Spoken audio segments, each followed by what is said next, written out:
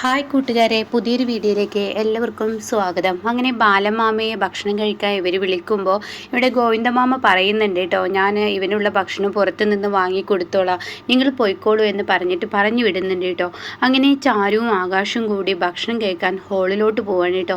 ഇതേ സമയം ശ്രേയയും അതുപോലെ തന്നെ അരവിന്ദനും ഭക്ഷണം കഴിക്കാൻ ഇരുന്നിട്ടുണ്ട് കേട്ടോ. അപ്പോൾ ഇവർക്ക് മുന്നിൽ തന്നെ ഒരു സീറ്റ് ഇടണം എന്നുള്ള ആ ആവശ്യവുമായി മുന്നോട്ട് പോയിരിക്കുകയാണ് ആകാശ്. അങ്ങനെ ആകാശ് തിരികെ വരുമ്പോൾ കാണുന്ന കാഴ്ച ഇവർക്ക് മുന്നിൽ രമേശ് ഇരിക്കാൻ നോക്കുന്നതായിരിക്കും കേട്ടോ. ഇത് കാണുന്നതിനോടുകൂടി രമേശിനോട് ആകാശ് ചൂടാവാണ്. ഇതെന്താ രമേശൻ മാമ എവിടെ ഇരിക്കുന്നത്? ഇവിടെ ഇരിക്കാൻ പറ്റില്ല അളിയ, അളിയൻ അപ്പുറത്തേക്ക് ഇരിക്കുക. അത് പറ്റില്ലടാ, എനിക്ക് ഇവിടെ തന്നെ ഇരിക്കണം. അത് പറഞ്ഞാൽ എങ്ങനെ? അപ്പോൾ ഇത് ശ്രേയയും അരവിന്ദനും ഇങ്ങനെ ശ്രദ്ധിക്കുന്നുണ്ട് കേട്ടോ. മറ്റുള്ളവരുടെയും ശ്രദ്ധയിൽപ്പെടുകയാണ്. അതായത് കുഞ്ഞുമോള്, അതുപോലെ ശാന്തപ്പൻ, അനു, സൗമ്യ, അതുപോലെ തൻ്റെ ചേച്ചി, അങ്ങനെ ഒത്തിരി പേരുടെ ശ്രദ്ധയിൽ ഇത് പെടുന്നുണ്ട് കേട്ടോ.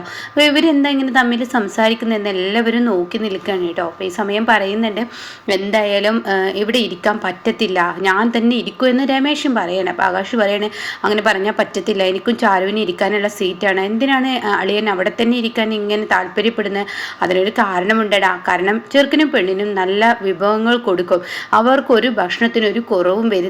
കാരണം ഫോട്ടോഗ്രാഫറുടെ ആ ഒരു ഇതിലെടുക്കുന്നത് കൊണ്ട് തന്നെ വീഡിയോയിൽ പകർത്താൻ അങ്ങനെയൊക്കെ ചെയ്യും. അപ്പോൾ അതുകൊണ്ട് നല്ല ഭക്ഷണം കിട്ടണമെന്നുണ്ടെങ്കിൽ അവിടെ ഇരിക്കണമെന്ന് പറയട്ടോ. അത് കേൾക്കുന്നതിനോടുകൂടി എൻ്റെ പൊന്നളിയ, അളിയൻ എന്താ തെറ്റ് പറ്റി? അളിയന് യാതൊരു ബുദ്ധിയും വിവരവും ഇല്ലാത്തതുകൊണ്ടാണ് അളിയൻ ഇങ്ങനെയൊക്കെ സംസാരിക്കുന്നത്.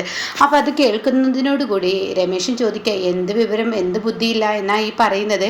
അത് പിന്നെ എൻ്റെ അളിയ, കിച്ചണിലല്ലേ പാചകം ഉണ്ടാക്കുന്നത്, കിച്ചണിലല്ലേ പാചകം തുടങ്ങുന്നത്, ഭക്ഷണങ്ങളൊക്കെ ഉണ്ടാക്കുന്ന അവിടെ നിന്നാണ്. അളിയൻ അവിടെ ഒരു കസേരയിലിട്ട് ഇരിക്കുകയായിരുന്നെങ്കിൽ അവിടെ ചൂടോടുകനെ എന്തുണ്ടാക്കുന്നതും കൈയിട്ടെടുക്കാമെന്ന് പറയട്ടോ. എൻ്റെ അളിയനാണ് ബുദ്ധി, എനിക്ക് ബുദ്ധിയില്ല. ഞാൻ വിചാരിച്ച ചെറുക്കനും പെണ്ണിനും ആയിരിക്കും, എന്നാൽ അവിടെ ആയിരിക്കും എല്ലാ വിഭവങ്ങളും, അതിൽ പലതും അവർ നിന്നിട്ടായിരിക്കും ഇങ്ങോട്ട് എത്തുന്നത്. പലരും അവിടെ പോയിരുന്നൂടെ? അപ്പം അത് കേൾക്കുന്ന രമേശ്, ഓഹോഹോ, അത് ശരിയാണ്, എത്ര വളരെ നല്ല കാര്യമാണ് പറഞ്ഞിരിക്കുന്നത്, ഞാൻ അങ്ങോട്ടേക്ക് ഓടട്ടെ എന്ന് പറഞ്ഞു ഓടടാ ഓട്ടം ഓടുകയാണ് കേട്ടോ.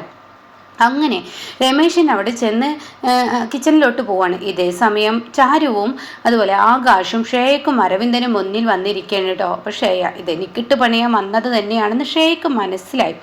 അങ്ങനെ ശ്രേയ ഇങ്ങനെ നോക്കിയിരിക്കുകയാണ്. അരവിന്ദനാണെങ്കിലോ ഭക്ഷണം ഇങ്ങനെ കഴിച്ചും കൊണ്ടിരിക്കുകയാണ്. ഒരു വധുവരന്മാരുടെ ആ ഒരു ഇതൊന്നും അവരിലില്ല. കാരണം ശ്രേയ തൻ്റെ കളി തുടങ്ങിയിരിക്കുകയാണ്, ശ്രേയ തൻ്റെ സ്വഭാവം കാണിച്ചു തുടങ്ങിയിരിക്കുകയാണ്. അതുകൊണ്ട് തന്നെ അരവിന്ദനാണെങ്കിലോ എന്തായാലും ഇപ്പോൾ ഇനി എന്ത് പറഞ്ഞിട്ടെന്നാ എന്നുള്ള ആ ഒരു ലെവലിൽ അരവിന്ദൻ ഇരിക്കുകയാണ് കേട്ടോ.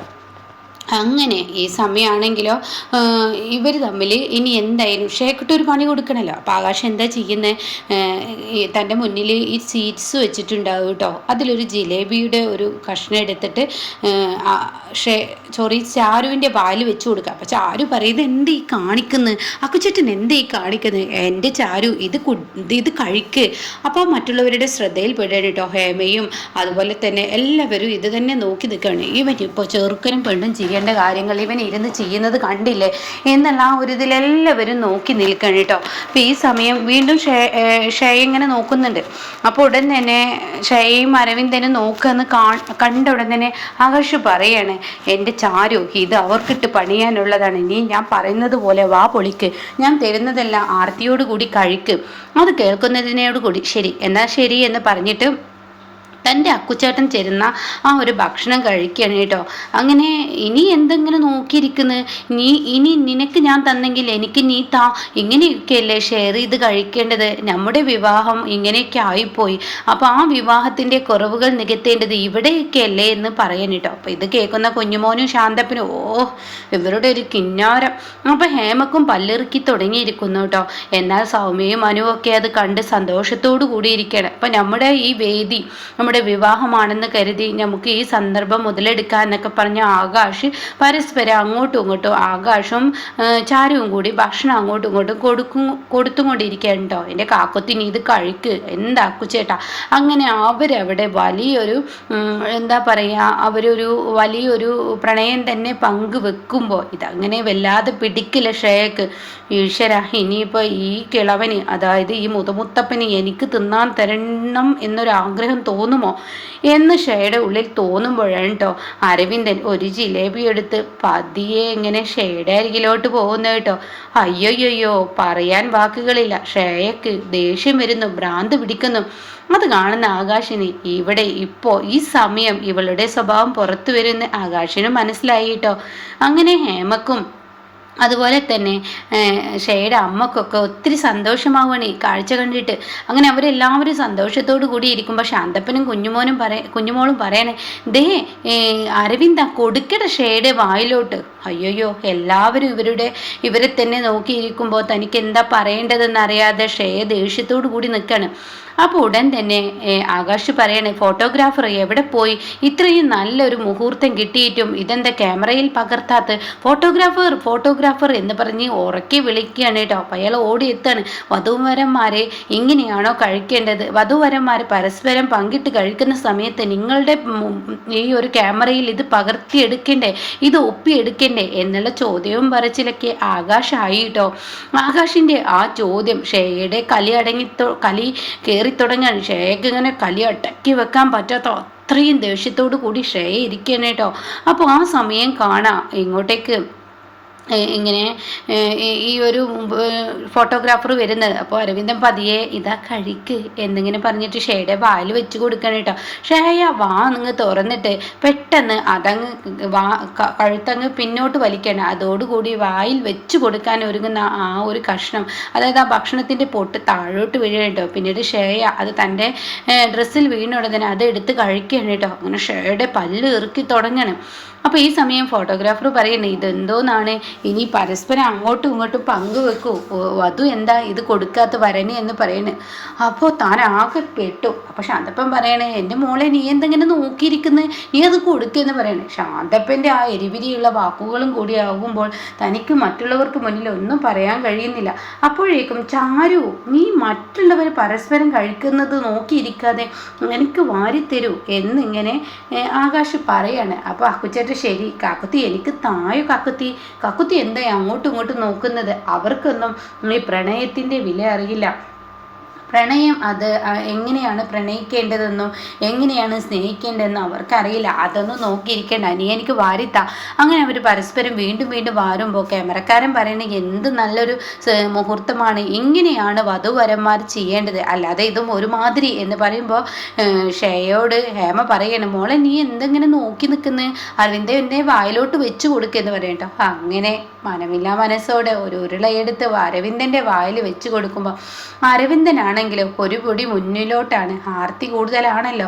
ആർത്തി എന്നല്ല, എല്ലാം കയ്യിലാക്കണം, എല്ലാം തനിക്ക് നേടണം എന്നുള്ള ആ ഒരു, അതായത് ഇപ്പോൾ എല്ലാവരുടെ ഇടയിൽ ഉണ്ടാകുന്ന ആ ഒരു സംഭവം തന്നെ, തൻ്റെ പെണ്ണാവാൻ പോകുന്നവളെ തനിക്ക് പെട്ടെന്ന് കീഴടക്കണമെന്നുള്ള ആ ഒരു തോന്നലൊക്കെയാണ് കേട്ടോ അരവിന്ദൻ്റെ. അങ്ങനെ അരവിന്ദൻ അങ്ങ് കൈയുമായി വരുമ്പോഴേക്കും ഷേയുടെ കയ്യിലോട്ട് ഒരു കടിയങ്ങ് കടിക്കാണ്. ഇതോടുകൂടി അയ്യോ, അപ്പോൾ അരവിന്ദൻ്റെ തുപ്പലമായ ആ അറപ്പാണ് ഷേയക്ക്. അപ്പം അയാളുടെ തുപ്പല എൻ്റെ കയ്യിലായിരിക്കുന്നല്ലോ എന്നിങ്ങനെ അരവിന്ദൻ തൻ്റെ തുപ്പലമായതിൻ്റെ ആ ഒരു ഇതിങ്ങനെ പറഞ്ഞുകൊണ്ടിരിക്കുകയാണ്. അരവിന്ദനാണെങ്കിൽ വലിയ സന്തോഷത്തിലാണ്.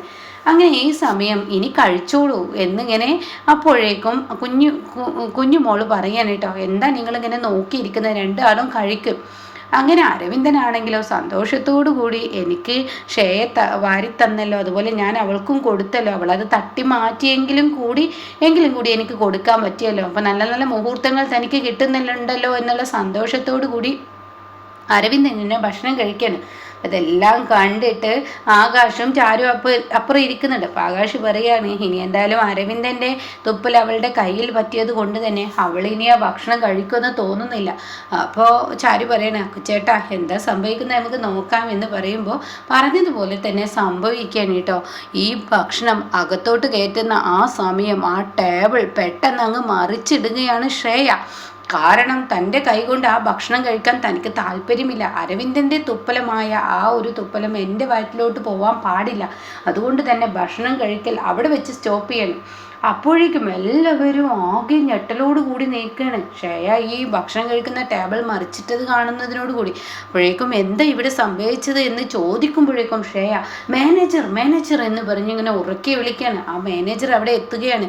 എന്താടോ താൻ ഈ കാട്ടി വെച്ചിരിക്കുന്നത്? ഒരു ടേബിൾ പോലും നല്ലപോലെ സെറ്റ് ചെയ്യാൻ അറിയില്ലേ? ഇതൊരു പ്രായമായ ആളുകളാണ് ഇരിക്കുന്നതെങ്കിൽ അവരുടെ മേലോട്ടാണ് ഈ ടേബിൾ വീണതെങ്കിൽ ഇന്ന് ഇവിടുത്തെ അവസ്ഥ എന്താ എന്നൊക്കെ പറഞ്ഞ് താനും വീഴ്ത്തിയിട്ടതാന്ന് വരുത്തി തീർക്കാതെ താൻ അത് അവിടുത്തെ ആ ടേബിളിൻ്റെ പ്രശ്നമാണെന്നുള്ളത് അങ്ങനെ അവിടെ വരുത്താൻ ശ്രമിക്കുകയാണ് കേട്ടോ, വരുത്തി തീർക്കാൻ ശ്രമിക്കുകയാണ്. അപ്പോൾ ഈ സമയം ഹേമ വന്നിട്ട് പറയാണ്, മോളെ നിനക്ക് വേറെ ഭക്ഷണം കൊണ്ടുതരാം. അപ്പോഴേക്കും ഷേയുടെ അമ്മ പറയണം, ശരിയാണ് മോളെ നിനക്ക് വേറെ ഇല ഇട്ട് തരാം, എനിക്കിനി ഭക്ഷണവും വേണ്ട ഒന്നും വേണ്ട എന്ന് പറഞ്ഞ് ഷേ അവിടെ നിന്ന് പോവാണ് കേട്ടോ. കാരണം തൻ്റെ മെയിൻ ഉദ്ദേശം കൈ കഴുകുക എന്നുള്ളതാണ്. അപ്പോൾ അതുകൊണ്ട് തന്നെ താൻ അവിടെ നിന്നും പോവുകയാണ് കേട്ടോ. അപ്പോൾ ഇങ്ങനെയൊക്കെയുള്ള ഓരോ എപ്പിസോഡാണ്. അപ്പോൾ ഓരോ ദിവസവും ആകാശ് ഇങ്ങനെ ആകാശ് മനസ്സിലാക്കുന്നുണ്ട് ഷേയെക്കൊട്ടും അരവിന്ദനെ ഇഷ്ടമില്ലല്ലോ, പക വീട്ടാനാണ് കല്യാണം കഴിക്കുന്നത് തുറന്നടിച്ച് പറഞ്ഞിട്ടുണ്ടല്ലോ. അപ്പോൾ അത് തൻ്റെ ചേട്ടൻ്റെ മുന്നിൽ കാണിച്ചു കൊടുക്കുക എന്നുള്ള ലക്ഷ്യമാണ് ഇവിടെ ആകാശിന്. പക്ഷേ അരവിന്ദന് ഓരോ ദിവസവും ഇത് അറിയാൻ കഴിയുന്നുണ്ട് കേട്ടോ. മാഡം എന്ന് വിളിക്കണ്ട, ഇനി ശ്രേയ എന്ന് വിളിച്ചൂടെ എന്ന് ചോദിച്ചപ്പോൾ അപ്പോഴുള്ള ദേഷ്യം, അതുപോലെ ഈ പറയുന്ന ഭക്ഷണം വായിലോട്ട് വെക്കുമ്പോൾ മനഃപൂർവ്വം തലവലിച്ചതും ഒക്കെ അരവിന്ദൻ്റെ ഉള്ളിൽ ചെറിയൊരു തീപ്പൊരിയായി വീഴുന്നുണ്ട് കേട്ടോ. അപ്പോൾ ഇനി താലി കഴുത്തിൽ വീണാലാണ് ആ രസകരമായ മുഹൂർത്തങ്ങൾ നടക്കാനിരിക്കുന്നത് കേട്ടോ.